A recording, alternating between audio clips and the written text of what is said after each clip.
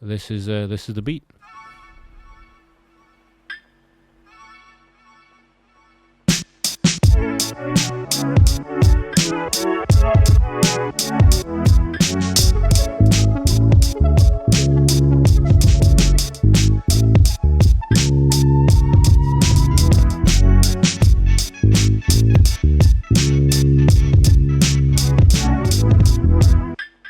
Well, goddammit, John, if you didn't inspire me to actually make some music on YouTube again. So we ain't got much here so far. I just loaded up Ableton, and I thought I would look at some strings. So I, under the sounds and cruiser strings, I have no idea what instrument this is even. Oh, this is a wavetable. Nice. Little delay, little reverb, and it sounds kind of like this. Well, it sounds like nothing because I need to do that. And I've got a little chord pattern which is some kind of E-flat thing.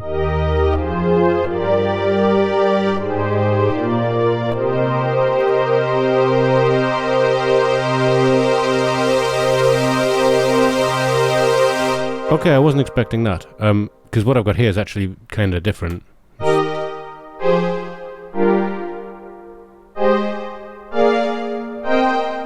That's what this in channel 1 is, and all I've done is duplicated it and freezed it, and now I'm going to flatten it, and here we have our audio to chop up and do something with, which is what I'm going to do right now.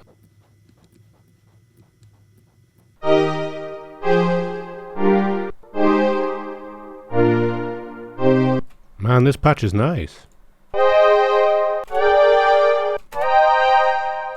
So this is cool, but all the chops are way down here. I think I'm just gonna, how do I do this? I just literally put a pitch shifter on it, right?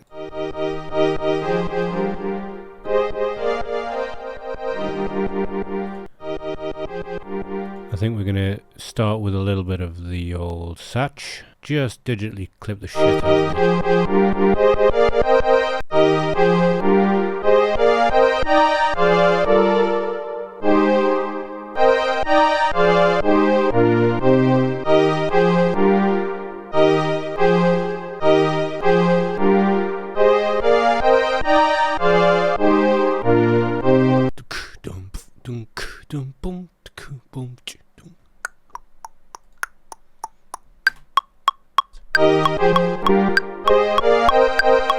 Where are these all warped?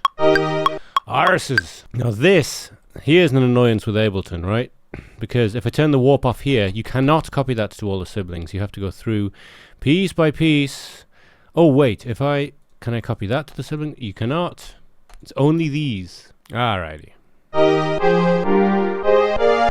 I am sort of slightly interested even at this stage though, just to see what happens if we try this.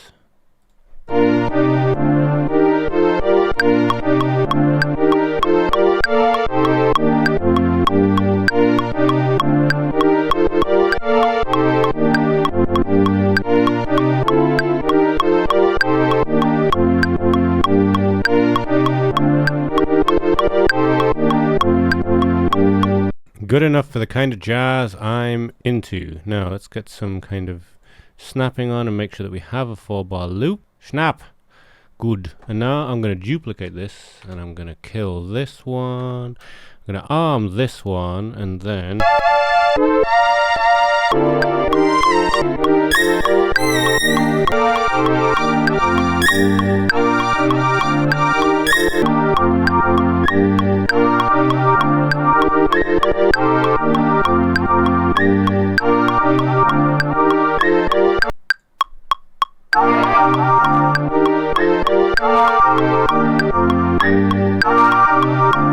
Yeah, let's make this a little bit more reasonable.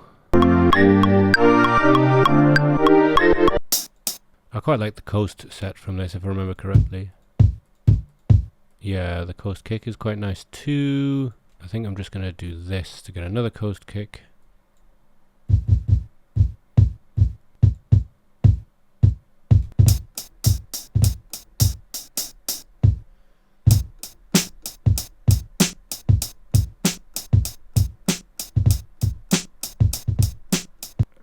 I'm not smart enough to do this. So we're at 196. We'll remember that. I'm going to go to 180 for now to make it slightly more bearable, and then I'll speed it back up, and then I'll slow the whole track down.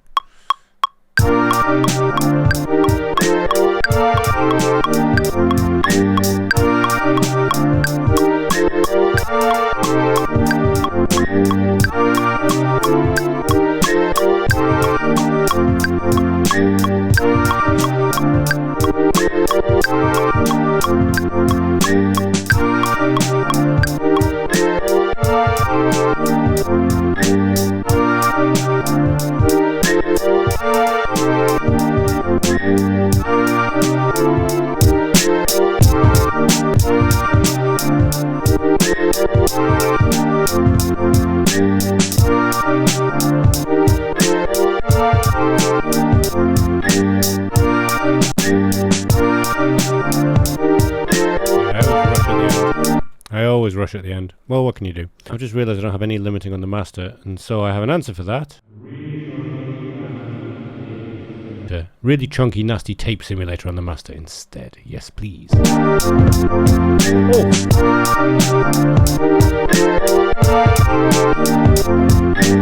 This needs to come back a little. I'm not trying to put these right. Like, I'm not trying to put these right on the in the right places. Like, I'm not trying to stick them on the grid as such, but I'm just trying to move them around. So, like, I want sloppiness, but some of this was too much sloppiness. So I'm sort of trying to pull things a little closer together. And obviously the drums are also kind of sloppy, so I'll have to pull them into place. But this is sort of how I like to work, at least when I'm in Ableton. With the 404 or anything like, else, it's obviously very different. But yeah, I like to start from a point of it being too fucked and then actually get back to somewhere decent.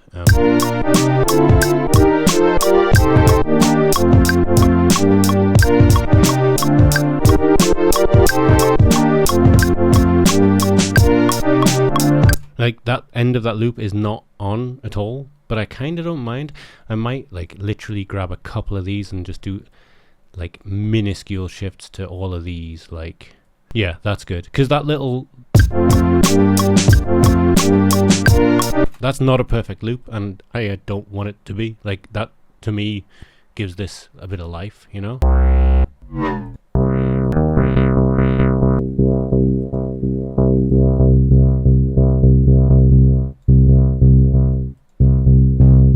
then I'm going to do the same thing again, because I'm going to be straight with you. Like, I for years would never do something like this, because, like, I'm supposed to be a trained musician. I've done a degree in music. I'm supposed to be someone who knows what they're doing, played the piano and did all this kind of stuff. And so I'd never do pitch correction. I'd just learn it in the new key, because the key had changed, and that would be that. And then I realized, what's the fucking point? Like, I have a machine that just offsets the pitch for me, and I can just keep playing it in the original key I played the first sample in, and then that's that. Like, why be precious?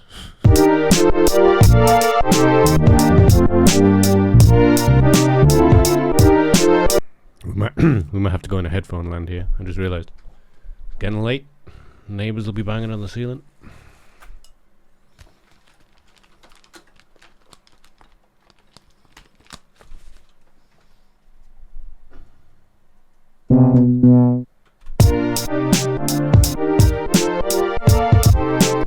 Okay, how fucking long has this been all coming out of the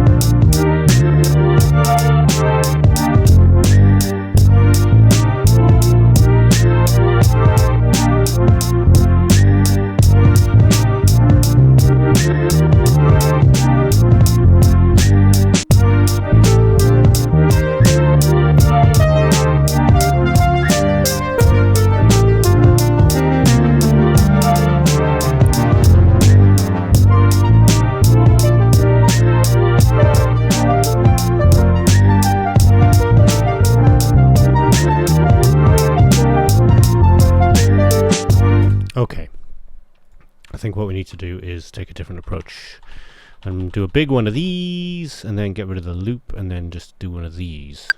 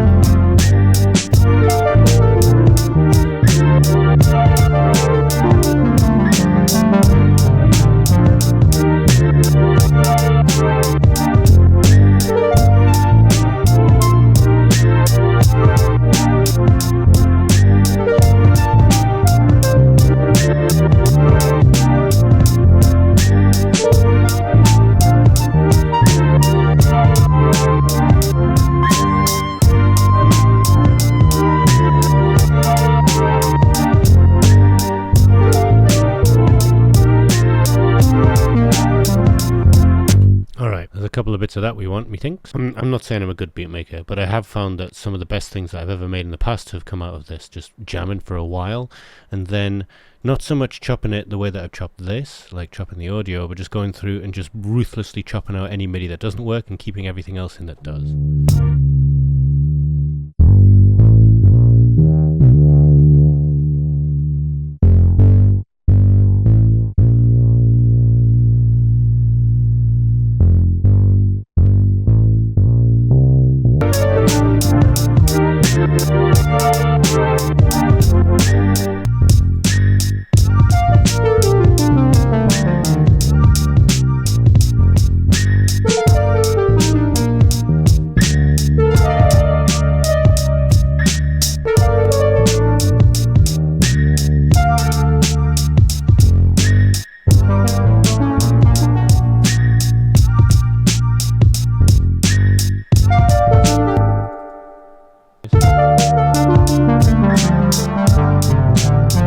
That one's nice too, so let's just keep that. What? There was a mistake somewhere here. It was just a weird thing. I started the beat in the wrong place, but I heard a tch tch tch on the snare and I really liked it. Tch tch tch. Yeah. Yeah. Yeah.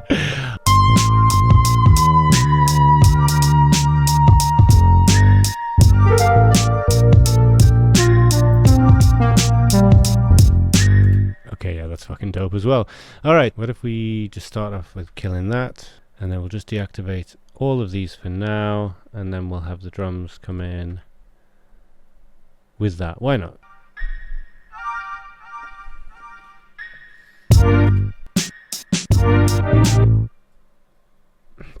I am knocking something on this keyboard because everything keeps getting banned.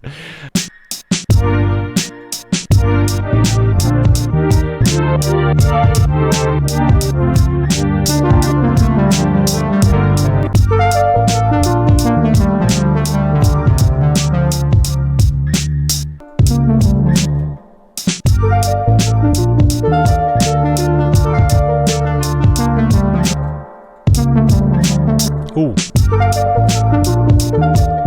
That's better.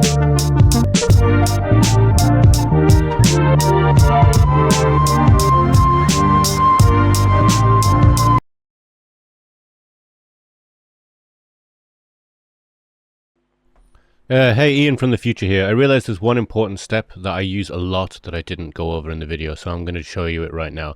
This is the main chords, and this is how they turned up. Although I've turned off the tape emulation on the master for this. Oh, I didn't actually, did I? There we go. Because I don't want anything to be affecting the pitch of these except what I'm about to do now. I wanted to share this because one of the things that I've seen people do using hardware before, if you watch John Makes Beats, he does this with the Octatrack, in order to get things to sound a little bit crispy and a little bit like they're off old tape or vinyl. If you use the vinyl sim on the SP404 and you turn the noise all the way down, you can just get this wobbling using the flux, but you can do that with any pitch shifter and an LFO. So the Ableton pitch shifter has an LFO built in, and so I've got the LFO set on random sample and hold here, and I've got the rate up quite high, like 15 Hertz.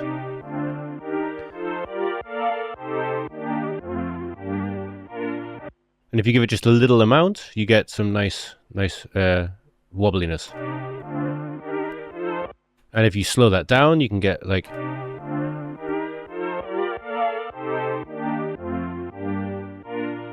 quite subtle effects, or if you speed it up and give it the beans, you can get quite crazy sounding stuff. I think for this I ended up somewhere around here.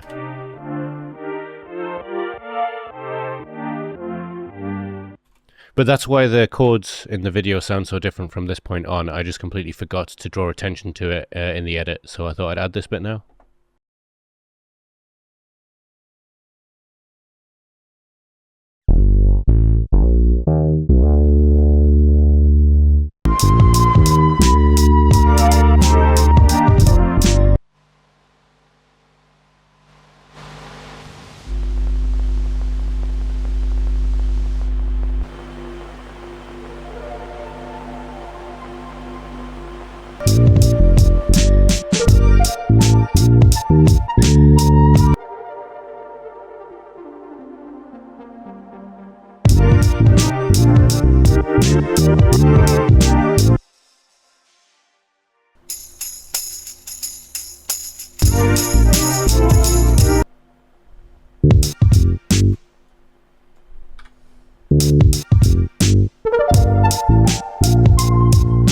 I almost feel like we are in need of some kind of a piano.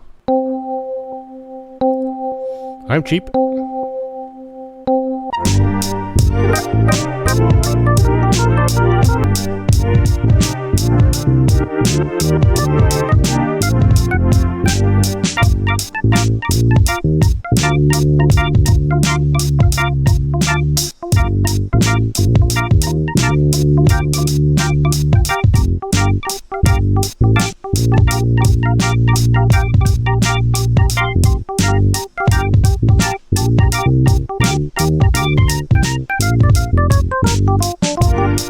Was that too much blues at the end? That was too much blues at the end. This is a time where we do the thing where we actually pretend it's a thing and a thing. We get like a 4x10 cab out of it. We pretend this is, fuck it, call it blues. We want it to be stereo. Pedals going into the amp.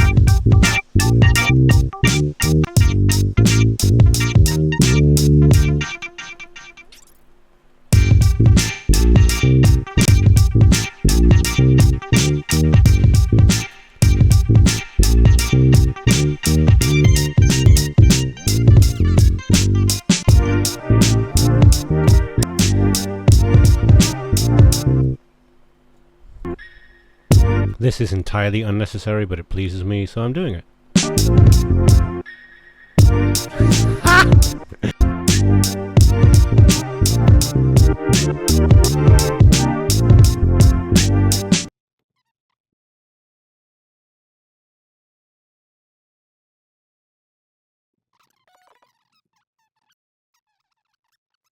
I'm going to stick it here, and then we're going to make sure that this is set to repitch, and we're going to warp it.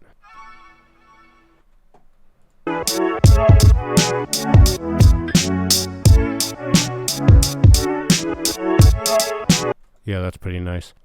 One thing I do also, which is totally over the top, absolutely not something that should be done. Terrible practice.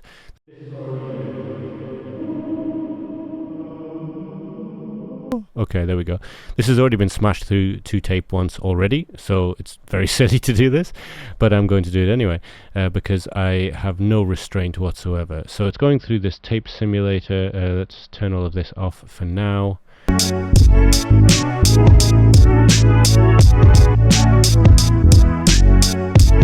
So, have we finished a track today? Not exactly. Have we had some fun and messed around and did some playing and generally made ourselves a bit happy? Yeah, I think we have. I'm not going to say that I know what I'm doing, because I don't. And I overdo things, and everything's too distorted. And yeah, I overuse this Pultec clone and this tape emulator way too much on absolutely everything. But it pleases me, and I like dusty, dirty shit, and that's what this feels like. Oh, and this shouldn't cut out at the end like that. Yeah, there's the rest of it. So this is it. This is all she wrote. I hope you enjoy it, and thank you, John, for the inspiration to get back into making videos like this. It's been a while. Yeah, this is the beat.